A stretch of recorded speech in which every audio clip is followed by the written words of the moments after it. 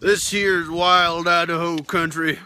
Me and my homies is browsing about, bombing around on the snow trails. How do I flip this camera around while recording?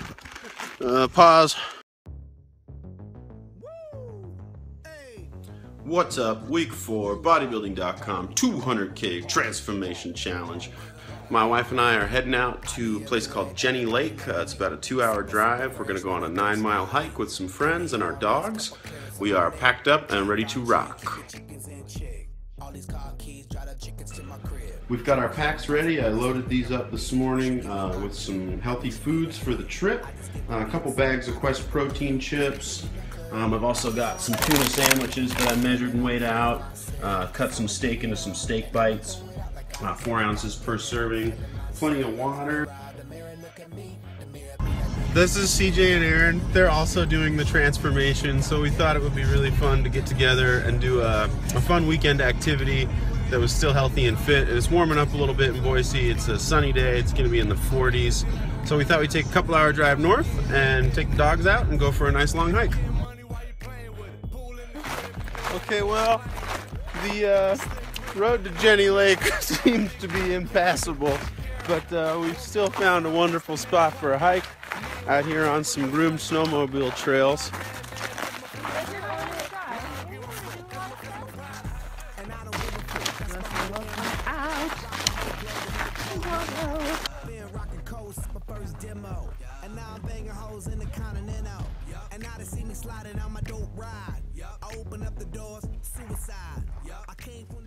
What's up, everybody? It is hard to believe, but it is week 4 of the bodybuilding.com 200K 2015 transformation challenge.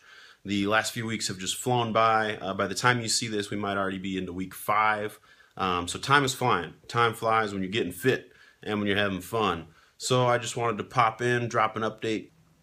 As you saw, my wife and I went out hiking with some friends over the weekend, which was an absolute blast. A great way to get in some additional cardio. We were trying to head to a place called Jenny Lake, but the trailhead was closed, so we just hit up some groomed snowmobile trails, hiked for about 7 miles, so burned a lot of calories, had a ton of fun doing it, and got to enjoy some great weather. Nutrition for me in week 4 has been really good. It's week 4 and I'm frying up some eggs. Crack that egg. Do my best to bust it out with one hand. Oh, God. I've slashed my calories by 100, so I'm down to 2,050 calories right now, which is still really sustainable. I mean, I don't feel deprived or lethargic or, low energy or low calorie by any means. I'm just kind of tapering off calories as the trainer progresses. Closer to the end, I'll probably be around 1,800. Before I was tracking my calories, I would just say, oh shit, I need to eat a little less, so I better slash, a tiny bit of carbs from my plate or drop my portion sizes by X amount. When you're tracking your calories, you've actually got a more numbers-driven way to assess your progress and to make adjustments. And when it comes to training and nutrition, you've got to be, the Dr. House. It's never lupus.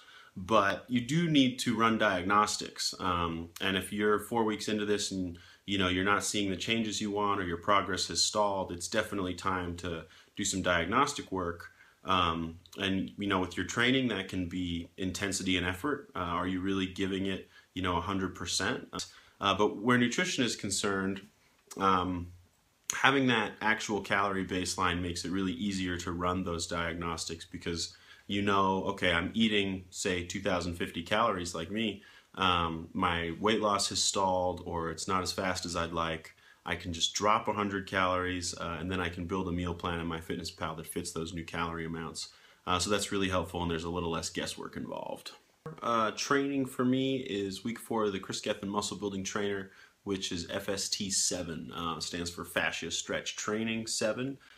Fascia is the connective sheath. It's the sheath around your muscle tissue, kind of encapsulates your muscle fibers. The whole theory behind fascia stretch training is that you engorge your muscle with a lot of nutrient-rich blood, just get a sick pump to kind of spur growth. And the 7 comes in at the end.